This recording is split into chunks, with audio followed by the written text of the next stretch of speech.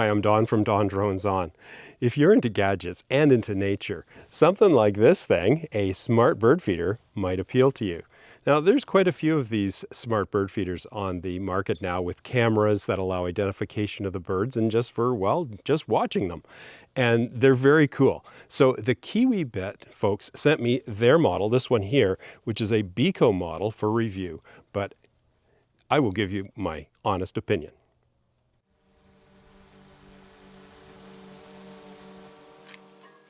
So here's everything that comes in the Kiwibit Beako Smart Bird Feeder box. It might look a little overwhelming, but it's actually very simple to put together and get running. The reason there's so many different parts is because they provide you with lots of different options for installation. So let's walk through it. It's very simple to get set up and going. Here's the main unit here. The feed tray is down here. This is the camera mechanism. It's all built in there and it's nice and weather sealed so that you don't have to worry about ice and snow and rain and things like that. So let's have a look at what's going on. On the bottom, there's a little door, and that's where the battery goes. This is a rechargeable battery, and it will be maintained after its initial charge with the solar cell, and we'll show you that in a few moments. So it just pops in and out of there. There's a little clip, and to recharge it or to charge it the first time, there's a USB-C port right there.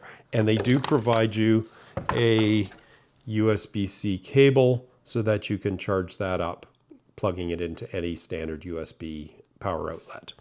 All right, so that just pops in there and clicks into place. And well, I'll do that right now. When you do that, it launches the camera and it'll kick off a little tone.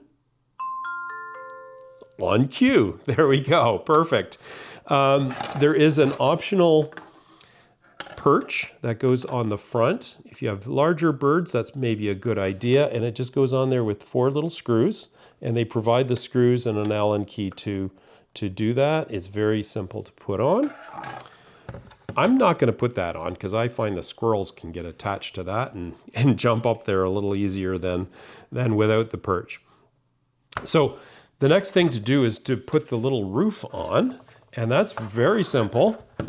It just snaps into place in the back right there. There's 2 little pegs on the roof. You push it into place like that. It snaps. The feed bin itself, and this is really cool. The feed bin comes off so that you can feed it down on the ground level in a very convenient manner. And I'll just show you now that there's 2 little doors that slide out so you can close that up when you're filling it, and then once you have it in place, you open it up as far as you want. And all it does is slides in like that. You push the door closed, it snaps in place so that critters can't get in there. And there's a little release button on the back. You push that, and the roof lifts up so that you can access that refillable port. Very cool idea, and the little roof is, well, it's cute, and it also provides a little bit of protection for your seeds that are down here so they don't get wet if the rain is coming in that direction. So that's it for assembling the main unit, which is very cool. There are instructions that come with it that go through basically everything that I'll be talking about today. In terms of mounting this unit, it depends on where you want to mount it. I prefer a pole mount, but you can also mount this on a fence or a wall or anything like that if you prefer. So the pole mount mechanism is right here. It's built and set up for a 1-inch diameter pole with a little thumb screw to tighten that in place. And what happens is you just attach that. There's 4 little locator pins, and it just sits on there really nicely. You put 4 little screws in. They give you a whole bunch of screws and an Allen key to tighten them, and it screws into place, and it's perfectly positioned to balance it on the pole. Perfect. Now, if you prefer, you can use this mounting mechanism to attach it to a vertical surface, and there's little slots there, keyhole slots, so that you can mount it onto a fence or a wall. And if you're using that, you line the thing up on these little sliders here, and it just goes in place like that and just sits there. And again, you can use the screws to screw it into place to make it permanent. And you notice that they've provided a cutout for accessing that battery compartment should you need to do so. So that's awesome. But the coolest thing is that they've designed these two mounting brackets that they actually can be used together. So you can use the pole mount. As I said, it goes into these little locating pins here. If I'm clever enough, there we go. And then you can attach this over top of it. Now you do have to take that little thumb screw off, but it's designed to go right over top of that like that. You put the 4 screws in to hold both of those pieces together, and now you have a bracket at the back where you can attach your solar panel, and I'll show you that in a second. Isn't that clever? These mounting brackets are metal. They might look like plastic, but they're a nice powder coat metal and are very sturdy. So those are the first 2 mechanisms to mount this unit, either on a pole or on a wall. You can also use a strap mechanism to strap this to a tree. You can use that to temporarily set it up if you just want to get it started and running before you have a permanent setup. So that's nice. There's a 4th mechanism to install it, and it's a hanger. So I'm actually not supposed to tell you about this because it might not make it into the final product release. So, but I'm going to show it to you in case you want to fashion something like this yourself if it doesn't come in the box. So you'll notice that it's offset because it's designed to hang this way, and the center of gravity allows it to hang nice and straight. So the way it hooks in is there's 2 little notches, one at this side and one at this side, and it just pops in there, clicks into place on this side like that, and then, sorry, my camera isn't quite positioned right, but you can hang it from a tree or some sort of a hanging arrangement, and it's nicely centered. So that's a cool option as well. Now, as I said, they may or may not provide that, but you may be able to figure out some way to do that yourself. They do provide you with screws to mount to a wall. And let's finally look at the solar panel. So to keep that battery charged up, it will keep its charge for, I'm not sure how long, but probably about a month before you have to take it out and recharge it.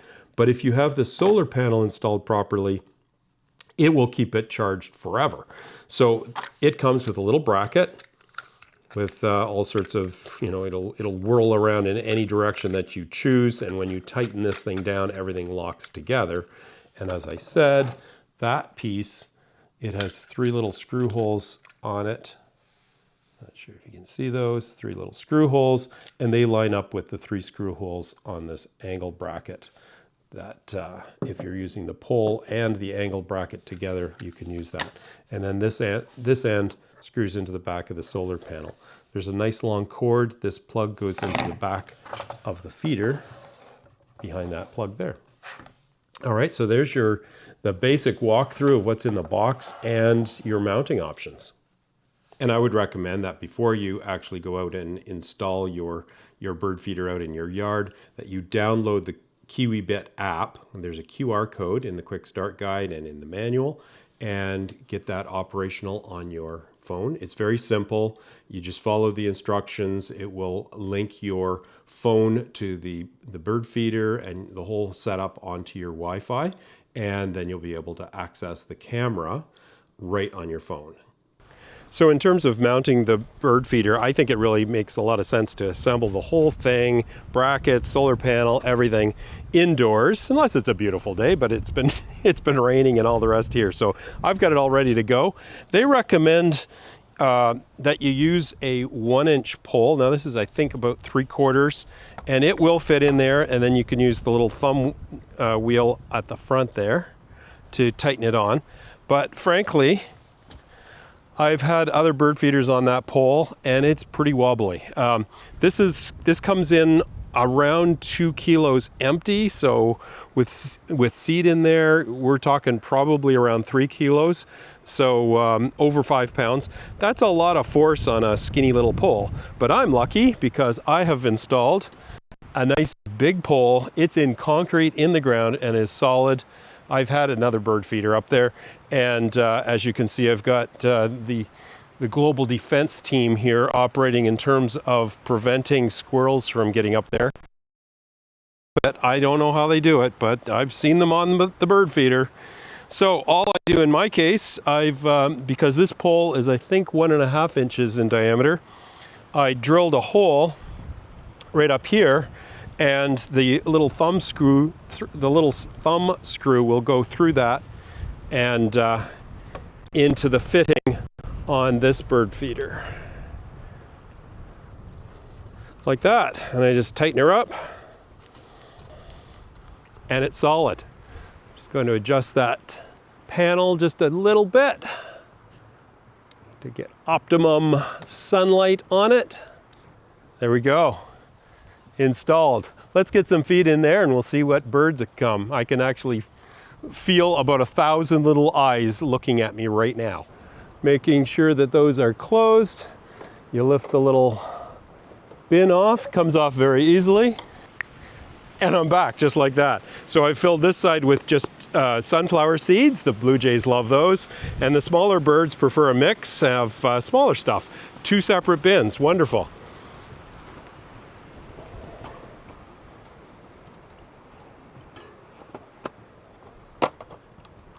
Just make sure that lid is down nice and tight. There's these little tabs at the back allow you to adjust the amount of flow, and the seeds fall into this little tray here, which by the way is removable. There's a little tab there, you just pull it out and you can take it out for cleaning. But the star of the show are of course the birds, and that's where the Kiwibit Beako smart feeder comes in fantastically.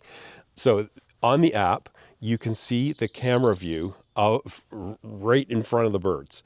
And so when you link that up, the first thing that comes up is of course the live feed. And well, look at that. There I am.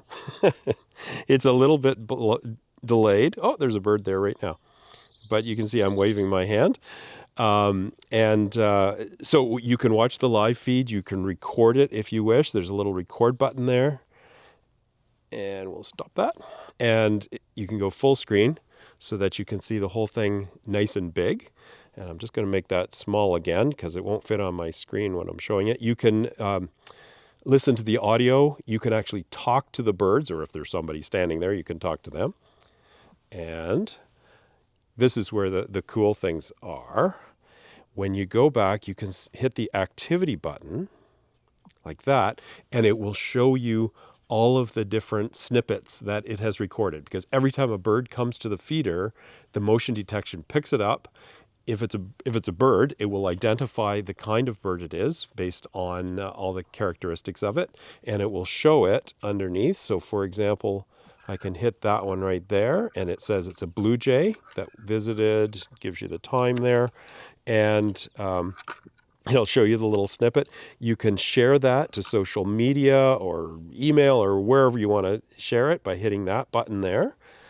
And then you select your app that you want to share to. Or if you go back, this is the coolest feature. If you hit the birds button there, it will show what they call a key shot of each of the species of birds that has visited your feeder. Now, the key shot is selected by the AI as the best shot out of each snippet for each species of bird. So you can see here there's a blue jay with his eye looking at you like that. There's a woodpecker. Oh, cool. And there's an American goldfinch. So let's have a look at that one. You just tap on it. It will show that little snippet there. There's a link on the bottom where you can say learn on wiki, and it will bring up a little blurb about that particular bird, which is amazing. And then you can hit view in activity. In this case, it's only visited once, but that species might have visited 100 times. You can see all of the different visits, and then you can just play it. There we go. And you can see when the American goldfinch was there. There he is in all his yellow glory. Yeah, and again, you can share that particular view or whatever. So it's really amazing. You can see the live view, you can see the activity over the last little while, or you can search by the species of bird that has visited your feeder. You can watch it, you can share it. It's really cool. Oh, speaking of sharing, you can, if you want, and I urge you to be cautious about this, but you can actually share your camera feed to someone that you want to share the whole camera feed to. So if somebody's perhaps in a retirement home, can't get out, then you can share your camera feed with them. It's absolutely amazing. I love watching the birds on the app. I can wake up in the morning and see what birds are there. It's really cool. So there we have it, the Kiwibit Beako Smart Bird Feeder. It's actually really awesome. I like it. It's got a 4K camera, which makes the imagery of the birds in action super clear. The AI in it will identify up to 10,000 different species of birds. And the 3 that have come to my feeder over the last little while have been identified perfectly. It's got great flexibility in terms of installation. Different options come in the box to put it on a tree, on a wall, or on a post like I have. And the feeder itself is actually really cleverly and well designed. The plastic is hard and durable. The things come apart to clean it very easily. And the best feature is the removable seed hopper. Makes it easy to fill it up with seed in your garage or wherever you keep your seed. So if you're interested in this thing, and it looks like the birds are interested in it, have a look in the description below. There's a link that you can check it out. Thanks for watching.